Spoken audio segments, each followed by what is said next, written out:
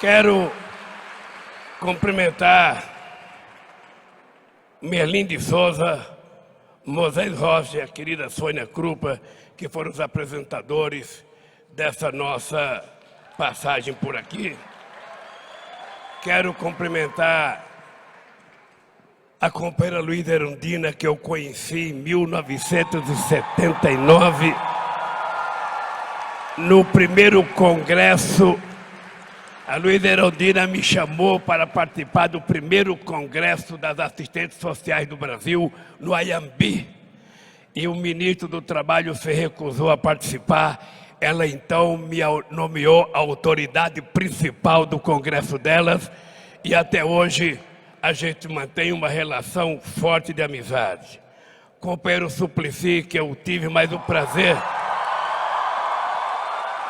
Eu tive o prazer de conhecer o Suplicy Haddad em 1975.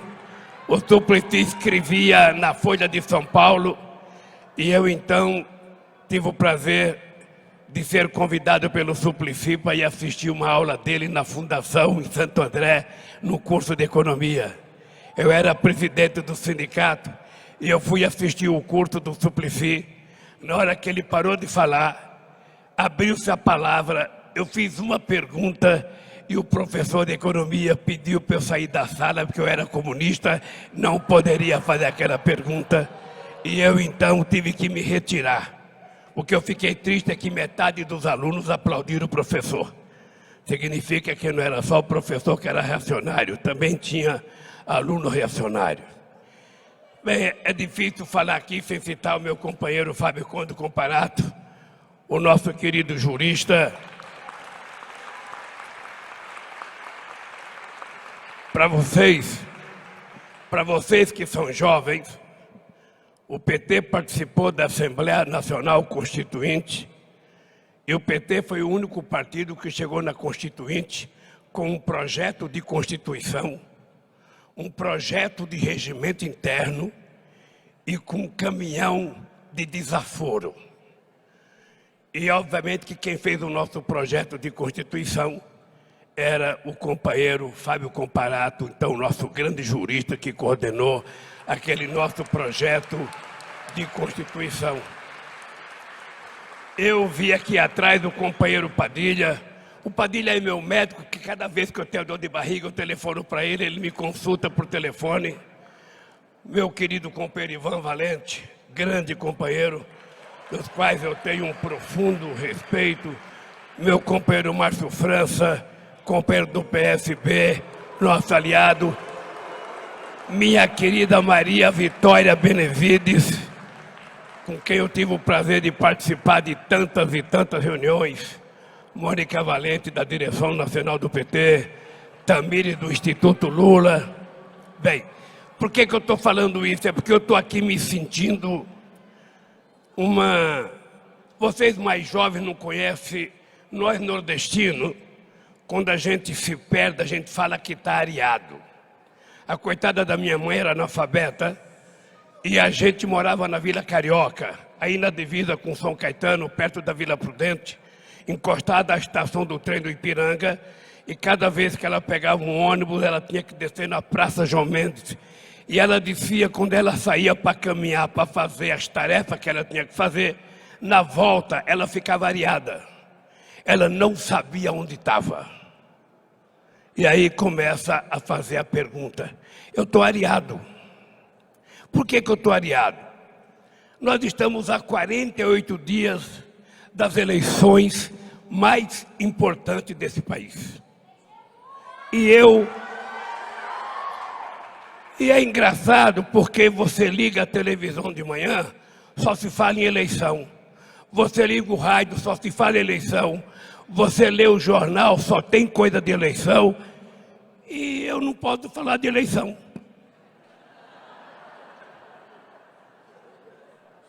É o fim da picada. A lei não foi feita para permitir que outras pessoas novas entrassem.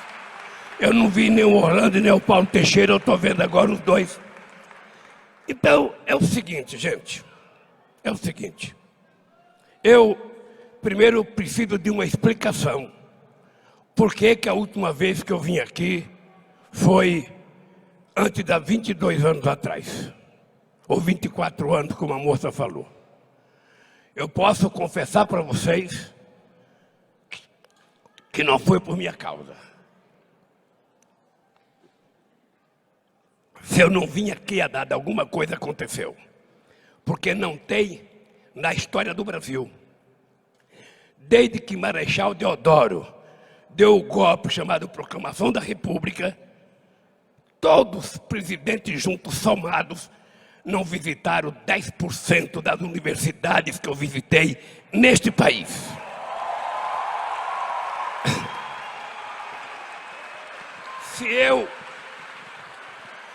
Se eu passei 24 anos sem vir na USP, alguma coisa está estranha. É preciso que a gente...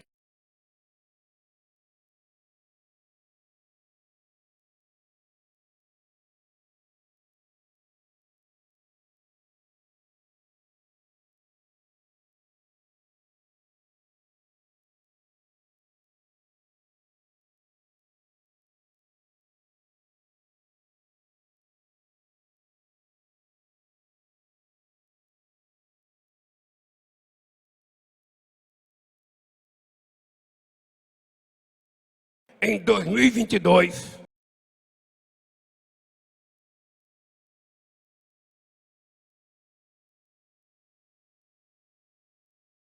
ser pior do que o Brasil que a gente reclama hoje que existe.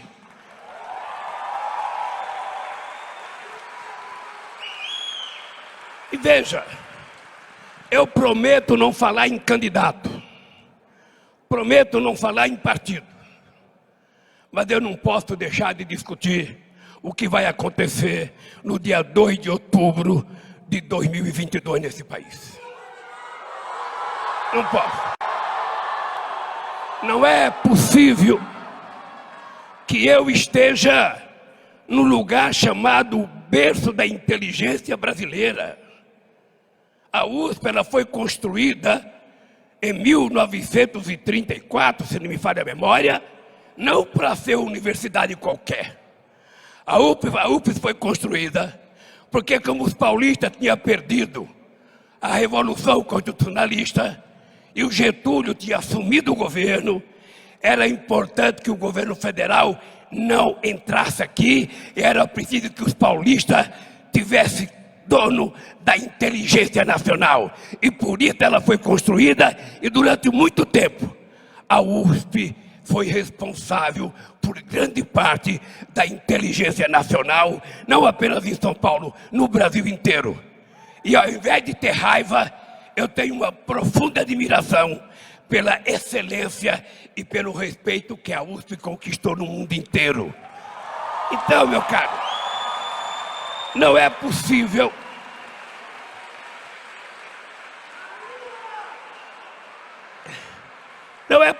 portanto, que esse cara de Caetés, que só tem um diploma primário e um diplominha mequetrefe de torneiro mecânico, venha no berço da inteligência paulista e nacional e não fale de política. Não fale do significado do que vai acontecer nesse país, porque vocês serão tão responsáveis contra aqueles que não estão aqui. A gente vai ter que dizer alto e bom som, se a gente vai querer um país em que se distribua livro didático nas escolas para o ensino médio, ou se coloque propaganda de armas para ser vendida todo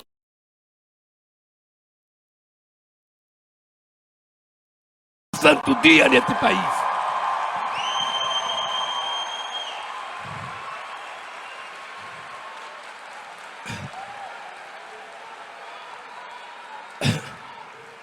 A gente vai ter que decidir o Brasil que a gente quer. Esse país já provou que ele pode ser bom. Esse país já provou que pode ser bom. E vocês precisam ter em mente o seguinte: se um cara que tem um diploma primário, se um cara que tem apenas um diploma de torneiro mecânico, provou que é possível construir um outro país, que passou para a história como o presidente que mais fez universidade, mais fez escola técnica e mais colocou estudantes na universidade, o que vocês não podem fazer? O que vocês não podem fazer? O problema é que a gente não pode ficar quieto. Nós não temos o direito de ficar quieto com a destruição que está em marcha nesse país. Nós temos que gritar, nós temos que protestar. E quando chegar no dia 2 de outubro, a gente tem que votar. E o voto significa tirar quem está aí. Se eu não falar isso para vocês, não valeria a pena assistir a aula tão extraordinária da Chauí e da Maricato? Ora, dá a impressão que eu vim aqui para ver falar do urbanismo, para ver a Marilene, porque eu sempre fui. Olha, eu em 1980, eu ficava babando quando eu via a Chauí falar. Passado tantos anos, eu tinha só 35 anos, eu agora tenho 76, e vocês viram que eu fiquei babando outra vez de ver ela falar. Ora, eu quando deixei a presidência desse país, Haddad, eu tive o prazer de ter você no governo. Quando eu deixei a presidência do país, eu tinha a impressão que no ano que a gente ia completar 200 anos de independência, o Brasil teria passado a Inglaterra e a França, e o Brasil estaria disputando com a Alemanha a 4ª posição da economia mundial. Era esse o sonho que eu tinha. Eu trabalhava com esse sonho. Eu trabalhava que a gente tivesse feito muito mais universidade, muito mais escolas técnicas, que a gente tivesse feito muito mais ciência sem fronteira, que a gente tivesse formado milhares e milhares de engenheiros para que esse país possa ser mais competitivo do ponto de vista da sua capacidade de comércio exterior, para que esse país pudesse incidir na conjuntura internacional. E o que aconteceu? 20 anos depois, esse país retrocedeu. Esse país que chegou a ser a 6ª economia do mundo, voltou a ser a 13ª economia do mundo. Esse país que era motivo de orgulho em todos os continentes, esse país virou paira, porque ninguém quer receber o presidente da República e ninguém quer vir aqui, porque todo mundo sabe.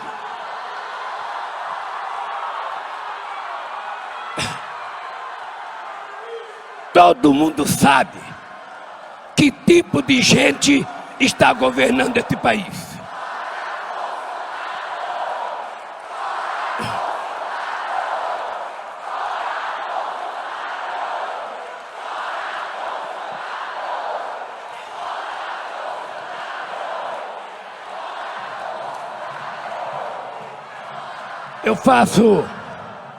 Eu de vez em quando faço questão de lembrar as pessoas, porque as pessoas precisam saber. Quando nós chegamos no governo em 2003, não sei, os mais jovens não têm nenhuma obrigação de saber, mas quando nós chegamos no governo em 2003, a inflação era 12%, o desemprego era 12%, o Brasil tinha uma dívida pública do FMI de 30 bilhões de dólares, o Brasil não tinha dinheiro para pagar as suas importações. O Brasil tinha uma dívida pública interna de 65%. E as pessoas diziam que o Brasil estava quebrado. Eu muitas vezes cheguei em casa com medo desse país quebrar na minha mão. E se esse país quebrasse na minha mão, eu ficava imaginando nunca mais um peão de fábrica vai se meter a ser candidato a alguma coisa, porque eles vão dizer que peão não nasceu para governar, peão nasceu para trabalhar, como estudante nasceu para estudar, como mulher nasceu, sabe, para lavar roupa. Não! A gente nasceu para outras coisas também, e a gente quer dizer que a gente sabe fazer outras coisas.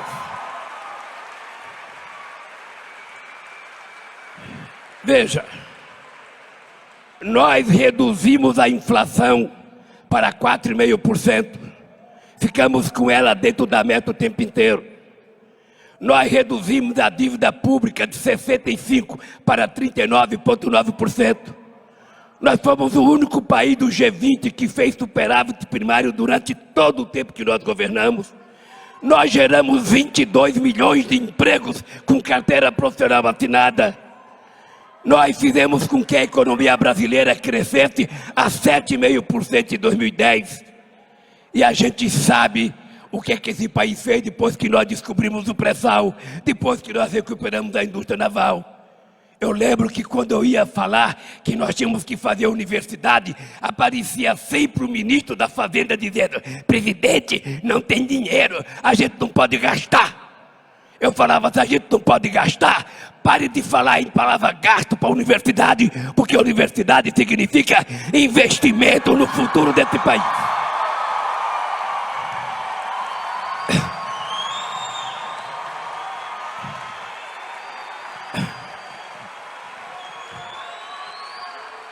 Com pagar isso, ele pode pagar com a qualificação do seu trabalho.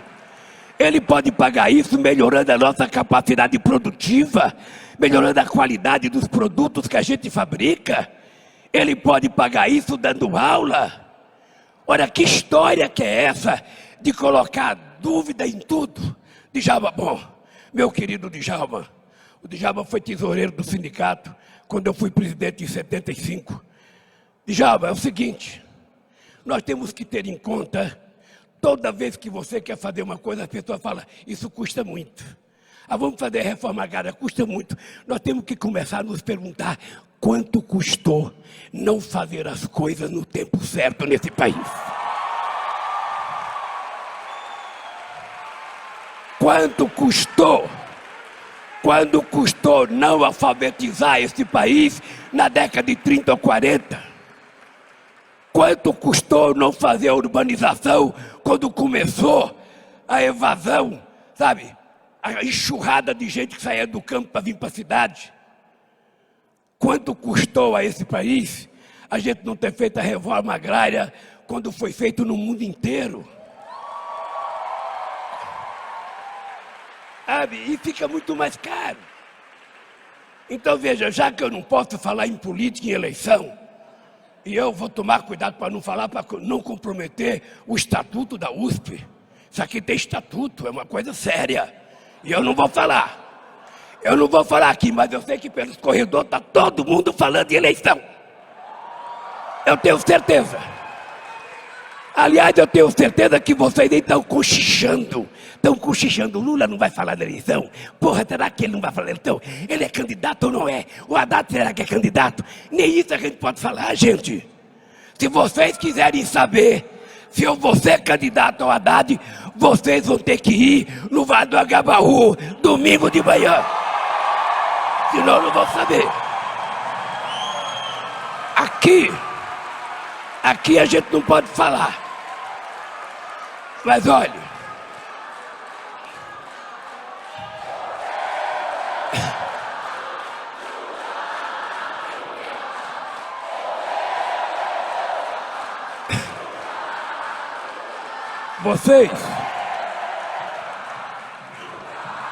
vocês sabem que esse país hoje está pior do que estava em 2003. De todos os níveis. Do ponto de vista econômico, do ponto de vista industrial, todo mundo sabe, Maricato e Chauí, a indústria brasileira já representou 30% do PIB nacional.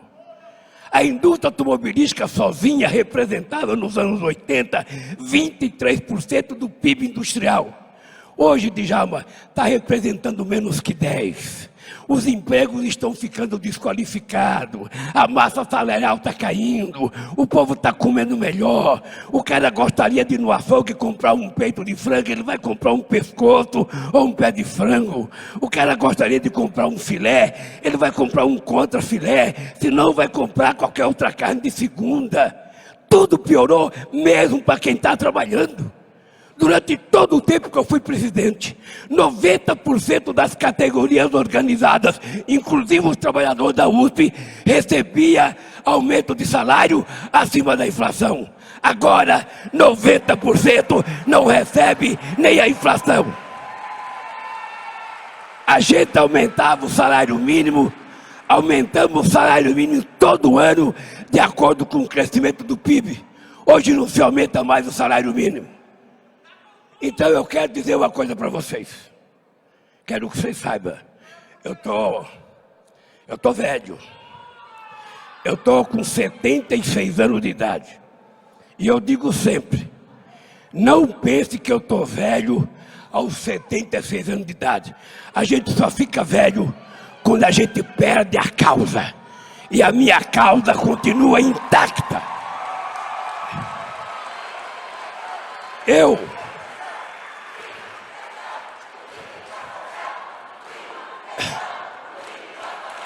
Se vocês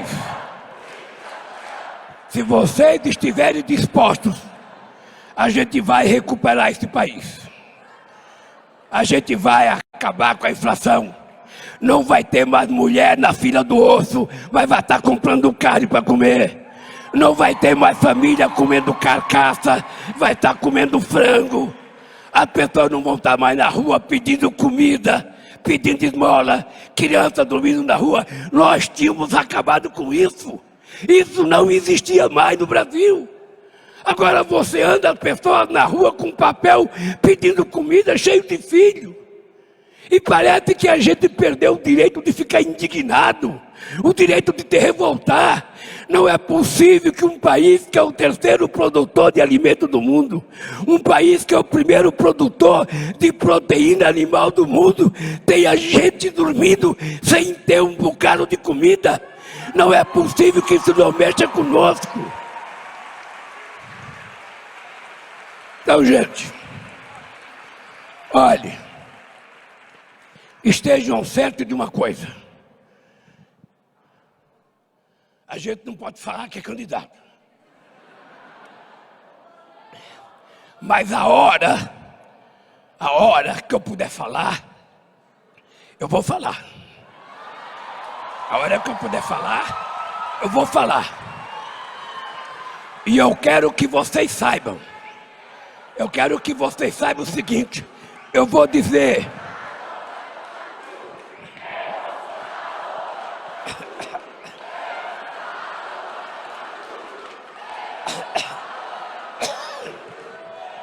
Eu vou dizer uma coisa para vocês. Presta atenção no que eu vou falar. Primeiro, uma menina ou menino, não importa que tenha 18, 19 anos, não importa que tenha 20 ou 30 anos, a gente não pode ter tempo de desanimar. Eu sei que muitas vezes vocês ficam chateados, porque vocês acham que todo político é ladrão, que todo político é corrupto. E se depender do que você vê na televisão, é verdade. É verdade. O Jornal Nacional fez 13 horas de Jornal Nacional me chamando de ladrão. Eu tive 59 capas de revista me chamando de ladrão. Eu tive 680 primeira página de jornais me chamando de ladrão. Eu poderia ter desanimado. Eu poderia fazer como faz a maioria dos políticos, enfia o rabo no meio das pernas e vai se esconder. Essas pessoas não sabem que quem nasce na terra que eu nasci, Luiz Erundina nasceu, se não morrer até 1 ano de idade, a gente fica resistente. E eu estou aqui para dizer para vocês. Estou aqui para dizer para vocês. Vocês não têm o direito de desanimar. Vocês não têm o direito de dizer que todo político é ladrão. Porque quando vocês não acreditarem mais em ninguém, pelo amor de Deus, acreditem em vocês e estejam fazendo os políticos que vocês acham que precisa ser. Não desanimem da vida ou da luta. Se a gente não luta enquanto a gente é estudante, se a gente não luta enquanto a gente tem 20, 30 anos, a gente vai lutar quando tem 70, 80. E aí é outra coisa que Deus me deu. Presta atenção, Nabil. Eu tenho 76 anos. Eu digo todo dia, eu tenho energia de 30. E na política, eu estou com tesão de 20. Porque eu quero dedicar cada minuto da minha vida. Nós já provamos uma vez. Esse país, o povo pobre já tomou café de manhã, almoçava e jantava. A empregada doméstica era tratada com respeito, ela tinha férias, tinha 13º salário, tinha carteira assinada, ela podia visitar o parente dela no outro estado de avião. Aí eles começaram a dizer que o aeroporto estava virando rodoviária porque tinha muito pobre. Pois eles têm que saber, nós vamos voltar e o pobre vai voltar para os aeroportos.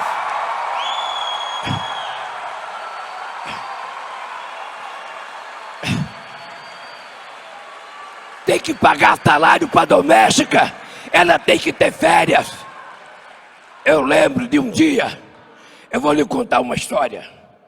Um dia eu fui jantar, uma vez eu fui almoçar na casa de um grande companheiro, que como ele já morreu, eu não vou dizer o nome.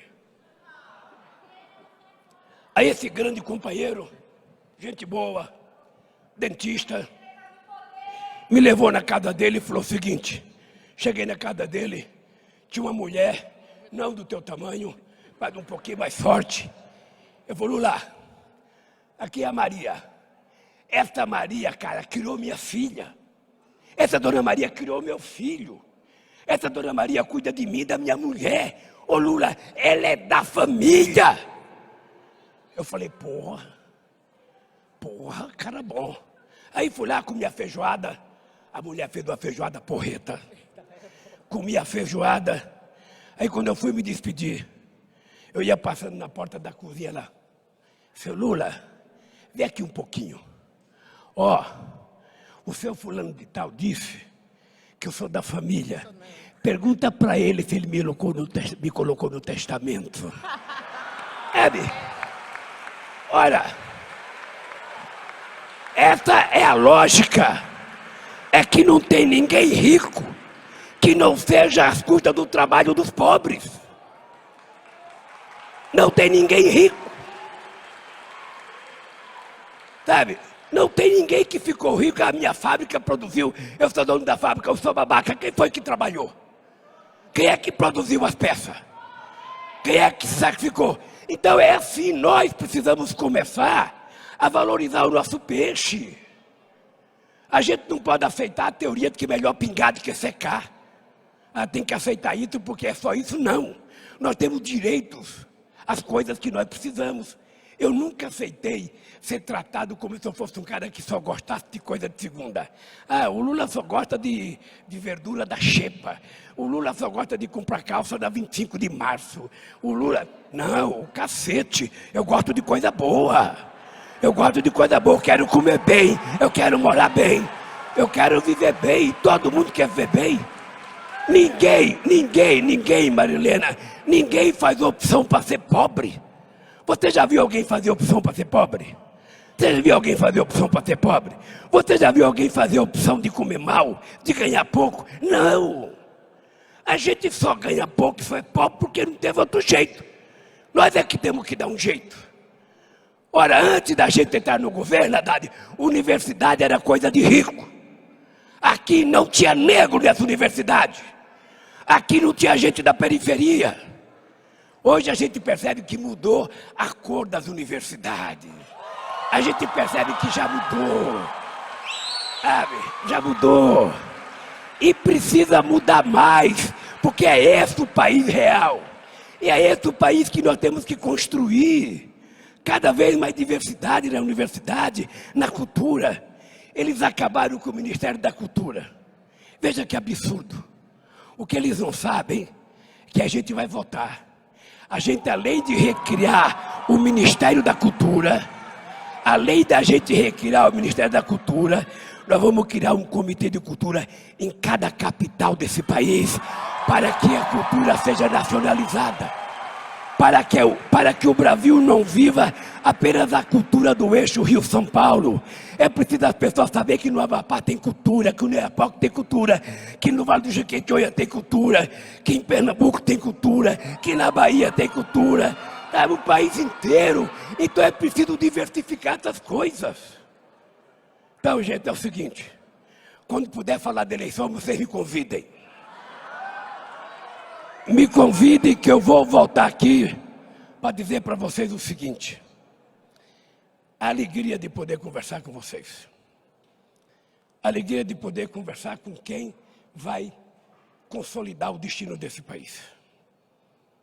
Eu tenho consciência que eu vou viver 120 anos. Isso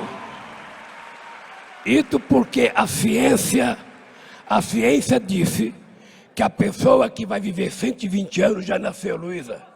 Por que não nós? Por quê? Por que outro? Eu quero que seja eu. Eu sempre fui muito precavido, eu nunca joguei na loteria. Eu nunca joguei porque em 74 de já eu ganhei. Eu descobri que eu tinha um lado avarento. Eu ganhei e não contei para ninguém. Eu achei que eu ia ficar rico. Eu não contei nem para minha mãe, com medo que ela me pedisse dinheiro de eu receber. Conclusão, só deu 20 reais. Tinha ganhado 50 mil pessoas, então eu parei de jogar. Mas eu estou acreditando na fé de que eu vou viver 120 anos. Mas não importa não. Se eu viver 5, já dá tempo. Se eu viver 6, já dá tempo. Porque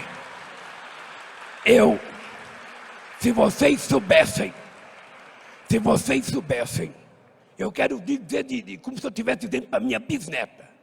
Se vocês soubessem o tesão que eu estou de provar que outra vez a classe trabalhadora vai recuperar esse país, que a Petrobras vai voltar a ter do povo brasileiro, que as universidades vão voltar a ser públicas, que o Banco do Brasil vai ser um banco público, que o BNDES vai voltar a emprestar dinheiro para micro e pequeno empreendedor desse país, que catador de papel vai poder pegar dinheiro emprestado no BNDES, que os sem terra, João Paulo, vão poder pegar dinheiro no BNDES, no Banco do Brasil, na Caixa Econômica. E não vai ter presidente da Caixa que pratica assédio. Não vai ter presidente da Caixa. Ele vai tomar tanta porrada que ele nem vai ser presidente. Então, gente, é o seguinte, olha, eu quero agradecer a vocês, a cada companheira, ao Haddad, que foi gentil comigo, as nossas queridas professoras que falaram aqui, e quero agradecer aos funcionários que abriram mão da palavra para que o Haddad falasse. E eu queria dizer para vocês, me usem, os panianos, me usem. Não me deixe só nas federais. Aí eu adoro vir aqui. Debater, não precisa ser só nós de um partido, não, pode ser de outro partido político. Por exemplo, o Bolsonaro poderia vir aqui fazer um debate nas eleições.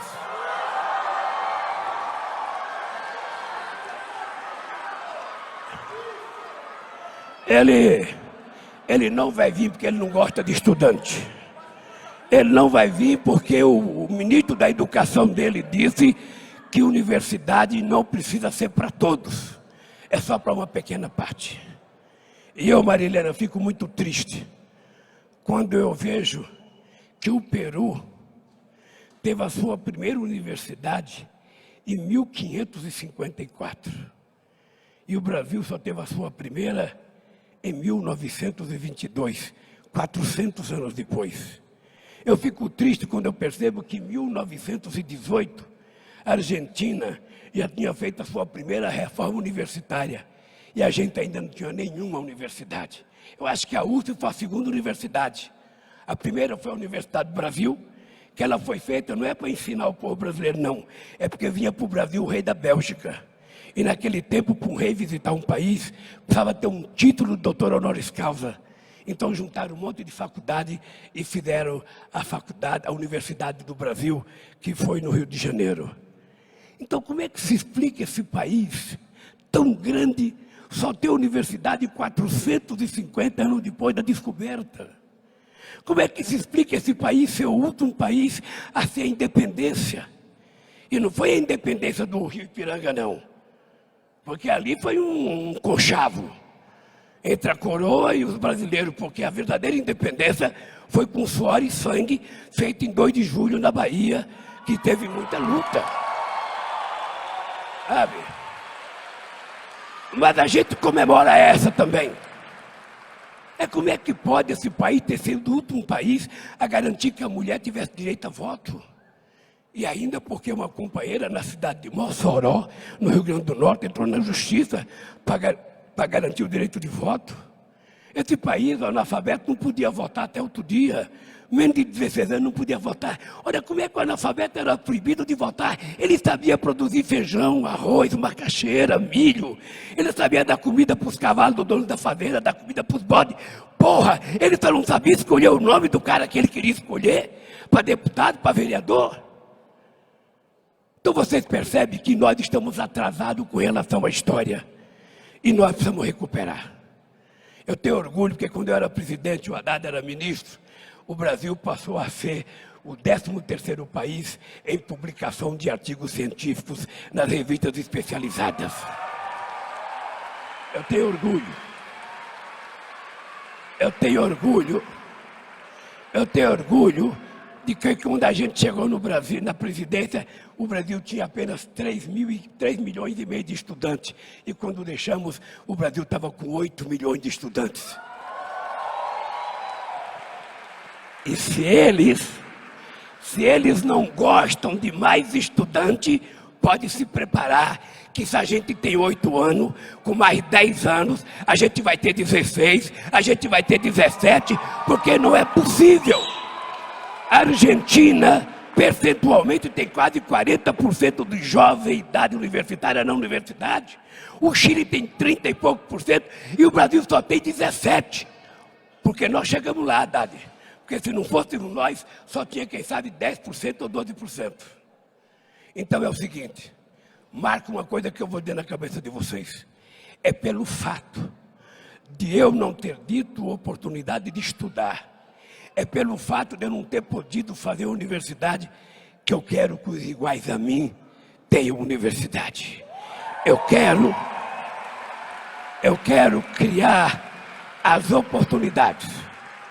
Eu só vou sossegar quando o filho de uma empregada doméstica puder sentar no mesmo banco da universidade da filha da sua patroa e disputar a mesma vaga em igualdade de condições. Para isso, nós precisamos garantir comida para as pessoas, emprego para as pessoas, salário para as pessoas. Quando todo mundo tiver as mesmas condições de disputar uma vaga, a gente vai ver quem é inteligente ou quem não é inteligente. E eu estou convencido pela minha experiência, que o povo pobre, Djalma, precisa apenas de uma oportunidade. Se ele comer, ele fica mais bonito. Se ele comer, fica com a bochechinha rosada assim, sabe? Que nem a bochecha do Kassab, toda vermelhinha assim. Ou seja, se ele comer, ele vai ficar mais inteligente, sabe? Então, companheiro, o que está faltando para nós? É dar chance a esse povo. Por isso, se preparem. Compareço no Agabaú, domingo às 11 horas da manhã. O Haddad vai falar com vocês. O Haddad vai falar com vocês. Gente, um abraço. Um abraço. Eu quero agradecer a direção da USP. Quero agradecer os diretores da USP. Quero agradecer os reitores da USP pela gentileza. Agradecer a companheira Ana Estela.